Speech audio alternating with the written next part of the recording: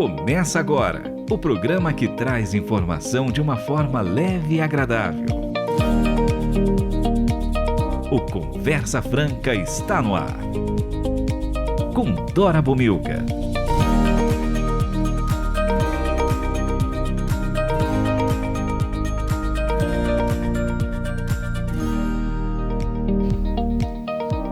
Que bom estar novamente com você. Hoje eu, Dora Bomilcar, recebo para um bate-papo, uma conversa franca, Fernanda Valesca Bastos. Ela que é assistente social, é também escritora e terapeuta e vem falar sobre um assunto doído, mas não vai embora, extremamente necessário, enfrentando a violência doméstica.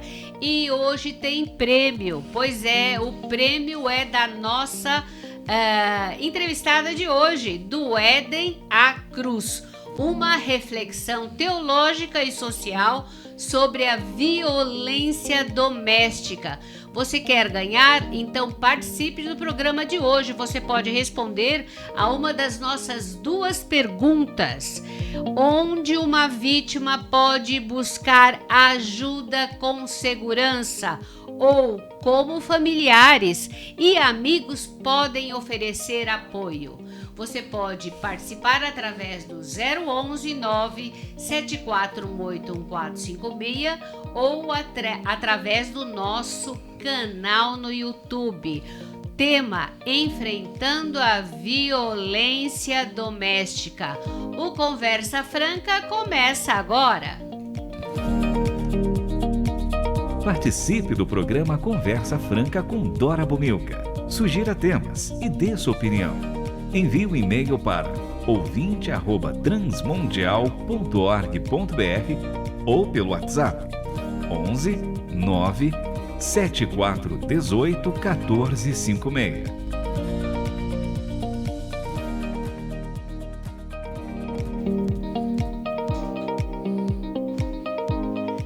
Muito bem, eu gostaria que a nossa entrevistada desse um olá para os ouvintes de casa e já nos contasse quem ela é. Olá, boa tarde. Eu me chamo Fernanda Valesca Bastos. Eu sou cristã, sou casada, sou mãe de um casal de filhos. Sou assistente social, mas também atendo como terapeuta de mulheres. Trabalho com palestras, formações, tanto na área de enfrentamento e combate à violência contra mulheres, mas também na área de formação para a educação emocional e sexual de crianças e adolescentes, como uma estratégia, uma ferramenta de prevenção e combate ao abuso sexual infantil. E agora estou também como escritora do meu livro do Éden A Cruz, uma reflexão teológica e social sobre a violência doméstica, que eu acabei de lançar esse final de semana, no dia 1º de agosto. Agora, Fernanda, o que te motivou a escrever este livro? Olha, esse livro, ele nasceu de uma trajetória, na verdade, que me trouxe até esse momento de escrita, né? A violência doméstica esteve presente na minha vida, desde a minha infância. Eu vim de um lar onde estava presente ali a violência doméstica. Então eu cresci, me formei em serviço social. Esse tema também sempre esteve presente nos meus atendimentos, não só da violência, mas também como do abuso sexual infantil. Mas eu creio que um marco, assim, que foi um divisor de águas para me fazer parar e falar e pensar assim, não, eu preciso escrever sobre isso, foi em uma conversa trivial com alguns amigos da igreja. E ali um deles falou assim, que acreditava que o lugar da mulher era que ela estivesse dentro de casa. E eu perguntei, mas o que te faz pensar a esse respeito, com tanta certeza de que é isso que Deus espera de nós? Ele falou a palavra de Deus, a própria Bíblia. E ali eu fiquei com aquilo no meu coração e fui ler a palavra, né? Eu fui ler porque eu falei, não, eu não consigo encontrar na trajetória da palavra de Deus algo que faça uma pessoa acreditar nisso. Então eu fui ler e comecei a ler por Gênesis. E li Gênesis 1, Gênesis 2 e parei em Gênesis 3. E ali ficou muito claro para mim o que Deus pensa, né? Sobre a sua criação, sobre o homem, sobre a mulher. E por isso que o título do meu livro é Do Éden à Cruz. Porque em Gênesis 1 e 2 está presente tudo aquilo que Deus pensa, né? Sobre qualquer assunto. A gente pode voltar ali em Gênesis 1 e 2 que vai estar presente. E ali quando Deus criou o homem e a mulher, ele entrega aos dois, né? O seu valor e a sua dignidade. Quando a palavra diz que homem e mulher os criou, a imagem de Deus os criou. Então ali não dá nenhuma margem para a gente acreditar que o homem foi feito com maior dignidade em relação a ser imagem de Deus em detrimento da mulher. Então os dois são dotados igualmente de dignidade e valor por portarem a imagem e semelhança do Criador. E o próprio Deus entregou a eles um propósito, né? Uma missão: sujeitai a terra, dominai sobre a criação. Entregou isso a ambos. Não disse apenas ao homem e deu uma outra tarefa para a mulher. Entregou igualmente ao homem e à mulher.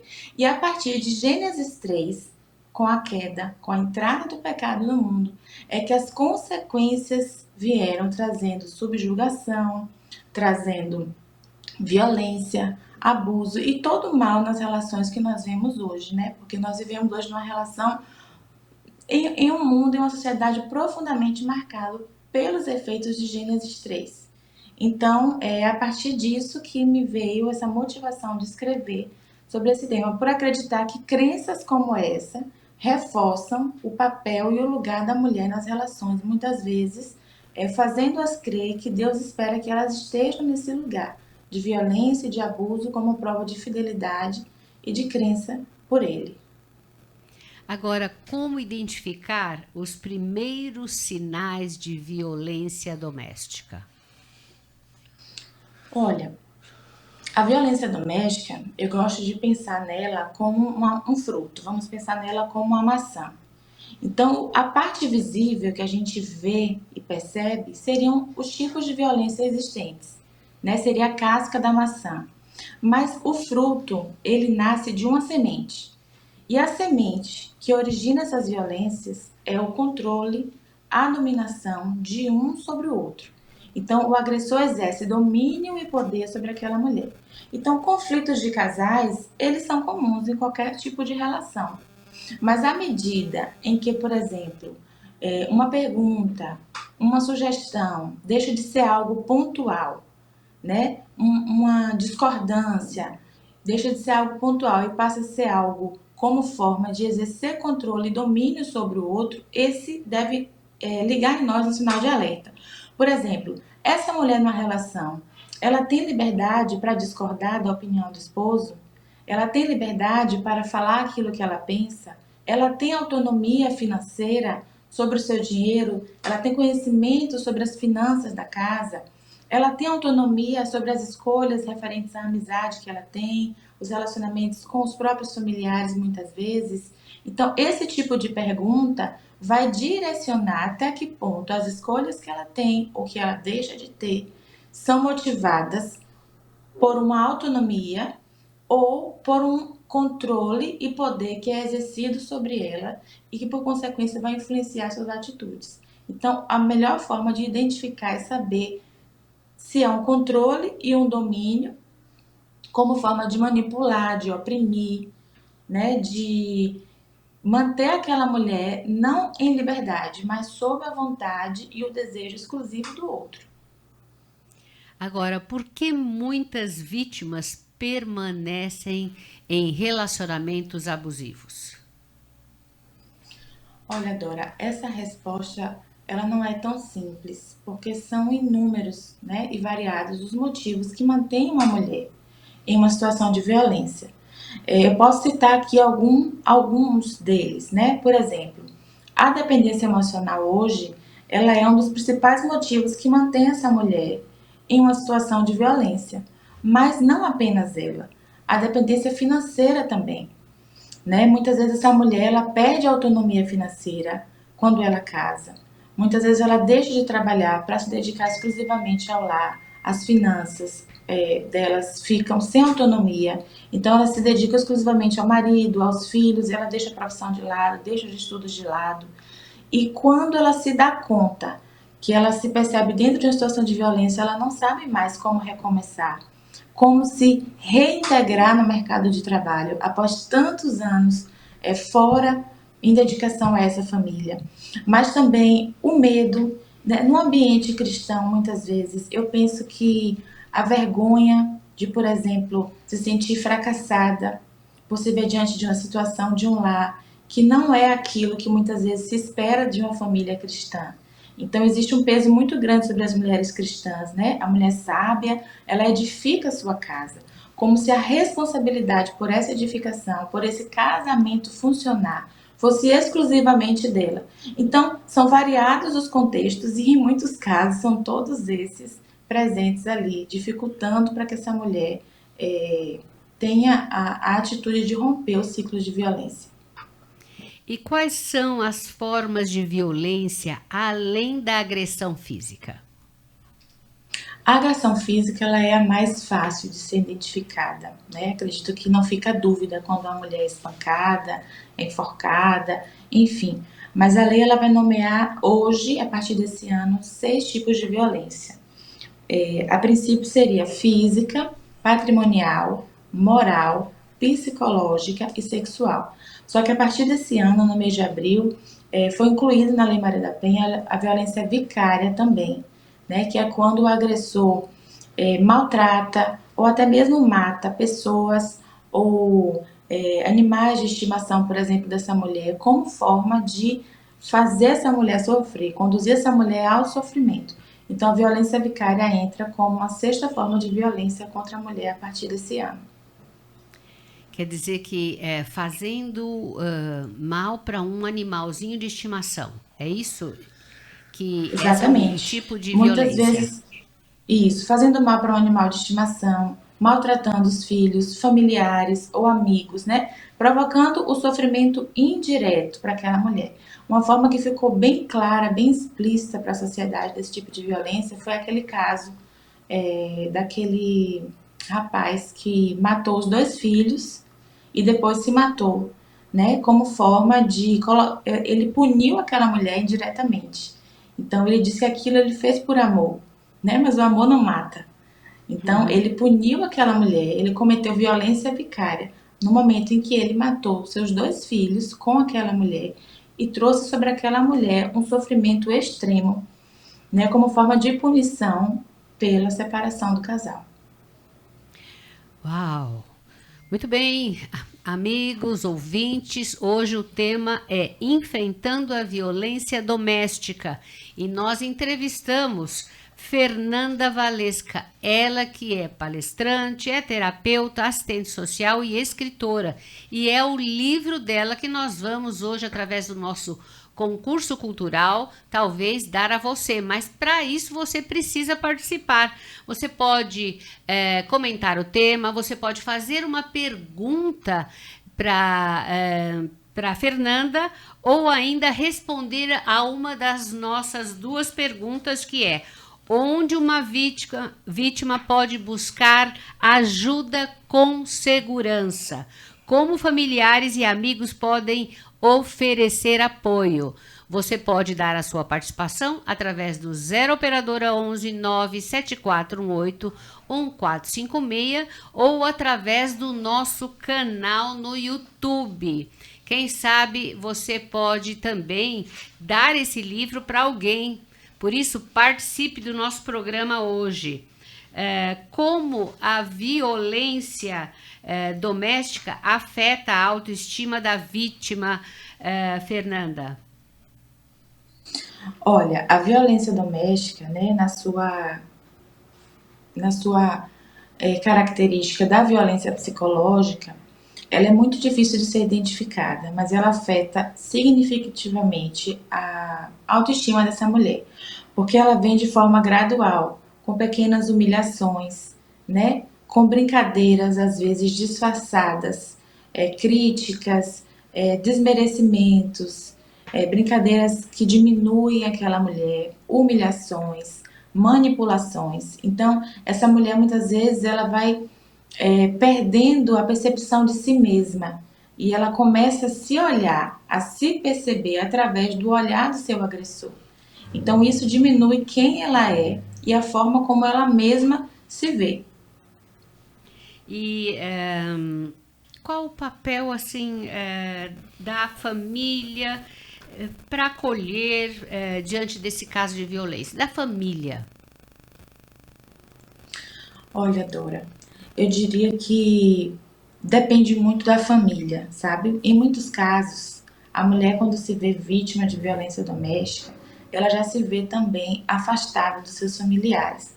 Porque uma das estratégias do agressor é fazer com que essa mulher acredite que ele é a única pessoa que ela tem, que não existe ninguém com quem ela possa contar. Então, gradativamente, esse agressor vai afastando essa mulher dos seus familiares, dos seus amigos, né? Fazendo acreditar que ele é suficiente, que só ele suporta ela, que só ele consegue viver com ela. Então, muitas vezes, quando essa mulher se percebe vítima de violência, com consciência de que está dentro de um ciclo de violência, ela se vê também sem vínculos, com seus vínculos fragilizados.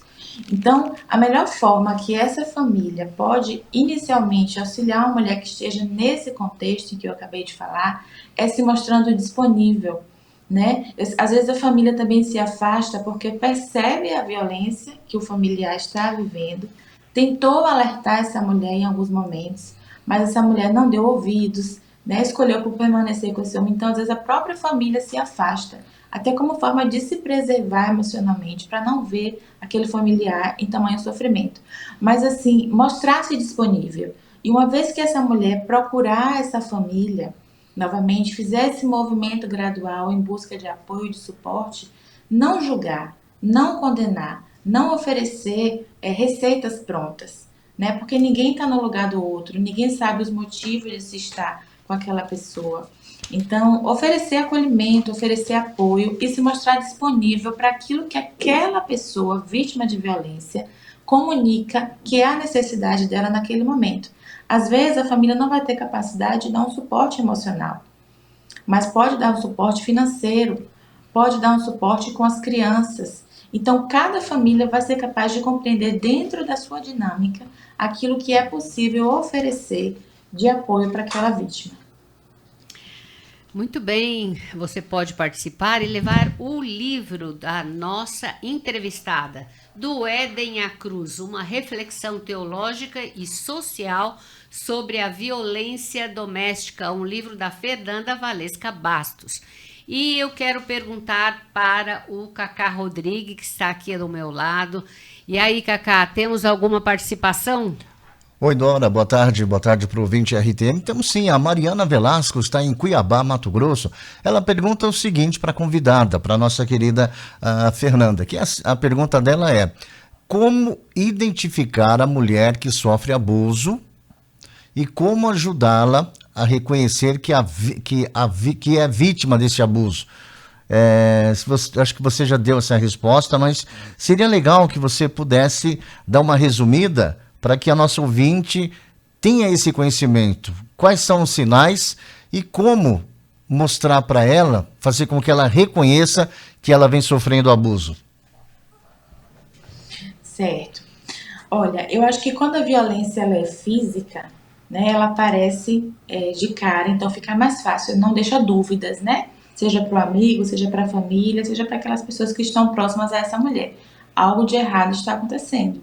Né? Às vezes aquela mulher chega com uma ferida, uma marca, né, de agressão no braço, no pescoço, e ela tenta esconder, ela diz que bateu no armário. Parece que é clássico, parece que é coisa de novela, mas isso acontece, elas trazem mesmo essas desculpas. Então, se isso acontecer de forma recorrente, a gente precisa acender um alerta, né? Porque isso pode acontecer, a pessoa pode cair, pode se machucar, mas quando isso é recorrente, a gente precisa acender um alerta e se perceber. Mas em outros casos, por exemplo, como a violência doméstica, eu penso que a melhor forma é ouvir e ter sensibilidade de perceber aquilo que não é dito. Por exemplo, você está com uma amiga e ela sempre que se refere a um possível conflito, porque sempre é visto dessa forma, né? Um conflito conjugal. Ela nunca traz aquilo dentro de um contexto onde duas pessoas erram. Geralmente essa mulher vai dizer: ele me agrediu, ele me disse isso, porque eu fiz assim. A culpa é minha. Foi eu que provoquei, eu que deixei nervoso. Então, essa responsabilização total sobre a circunstância de opressão que aquela pessoa vive é um sinal de que aquela violência, que aquela situação é uma violência. Porque quando a gente está falando de uma relação de casal saudável, ainda que uma amiga traga um exemplo de uma situação em que ela esteja vivendo, vai estar presente ali a consciência da responsabilização mútua entre o casal, né? Os dois colaboram para que aquela situação se resolva e os dois fazem parte também, se percebem como parte daquele problema.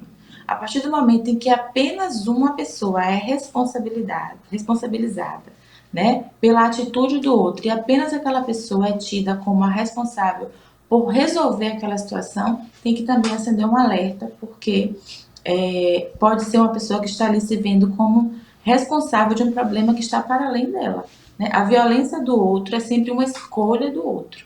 É uma escolha, uma decisão do outro por agredir. E quando o silêncio protege o agressor?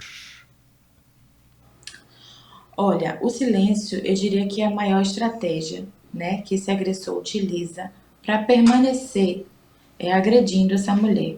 Por quê?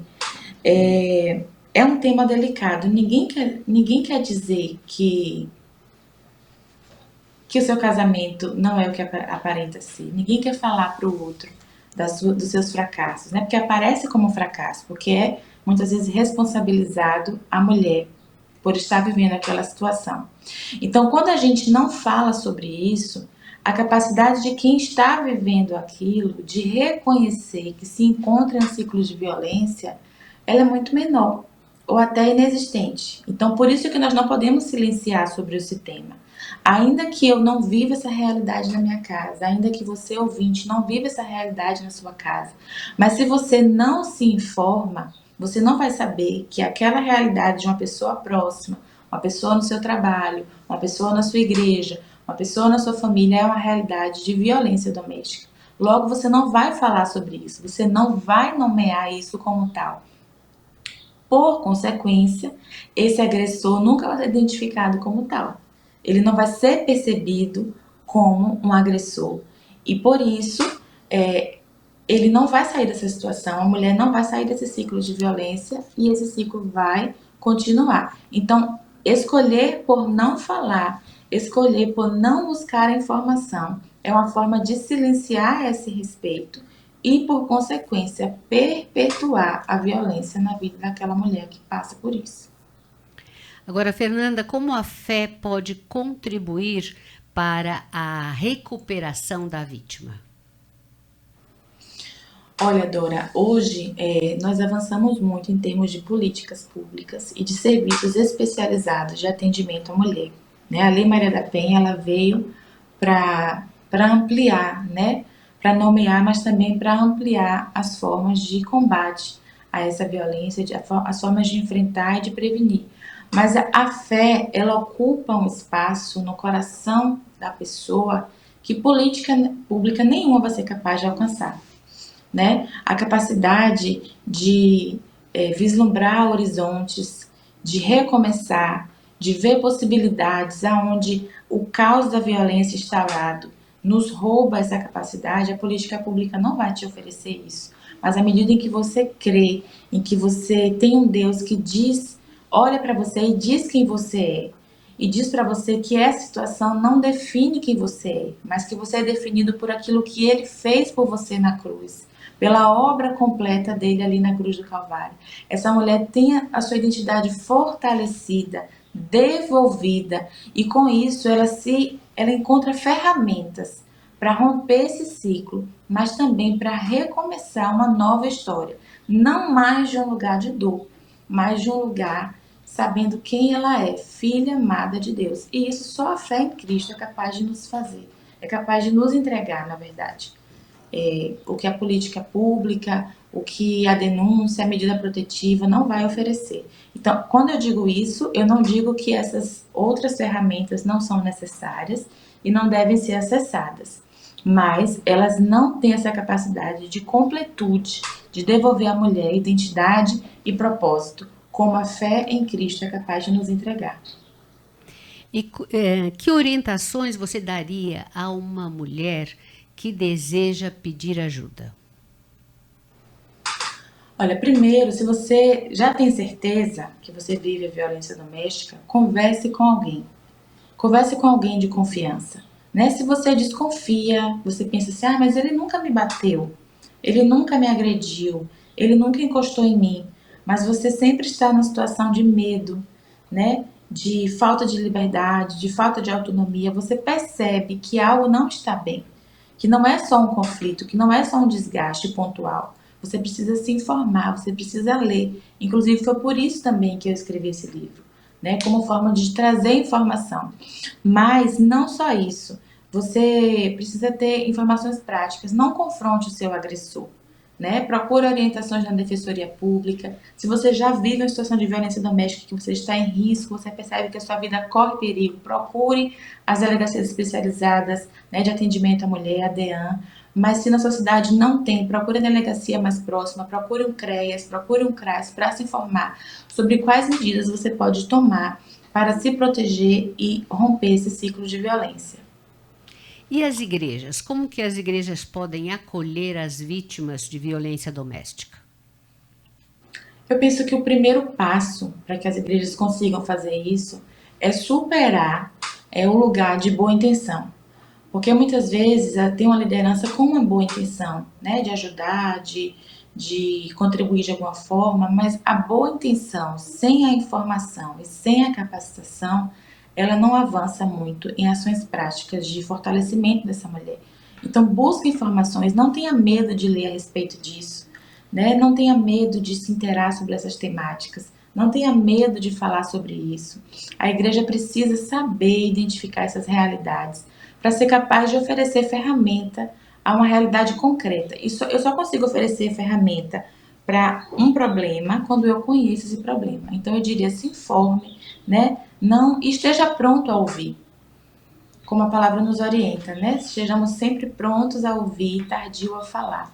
Ouça essa mulher, ouça qual a necessidade que ela traz, seja necessidade física, emocional, material ou espiritual. Seria isso. Para a gente fechar o nosso programa hoje, tem tanta pergunta aí, eu vou pedir para você voltar futuramente. Primeiro você dá suas redes sociais. Quais são as suas redes sociais para que os nossos ouvintes possam acompanhar o seu trabalho? Então, o meu Instagram é onde eu mais movimento informações a esse respeito dessa temática, né? Ali eu falo muito sobre violência doméstica e também sobre formas de enfrentamento ao abuso e exploração sexual infantil. É Fernanda Valesca Bastos.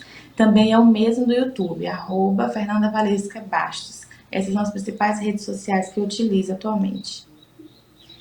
Muito bem. Que palavra você pode deixar resumindo tudo aquilo que nós conversamos hoje?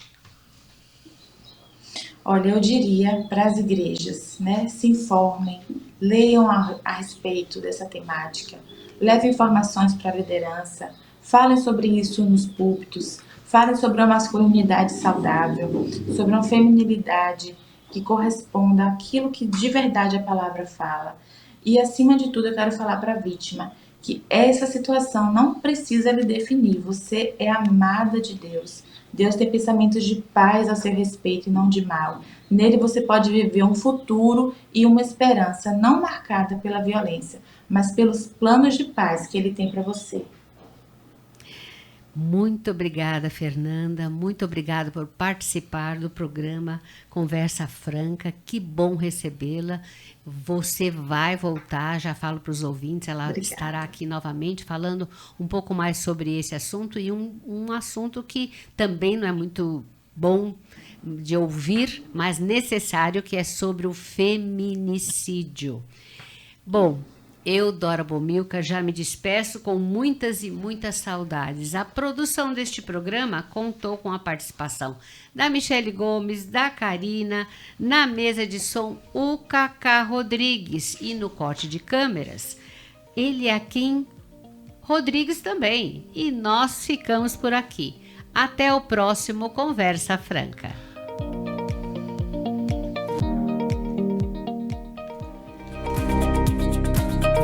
Esse foi o Conversa Franca. A apresentação de Dora Bumilcar.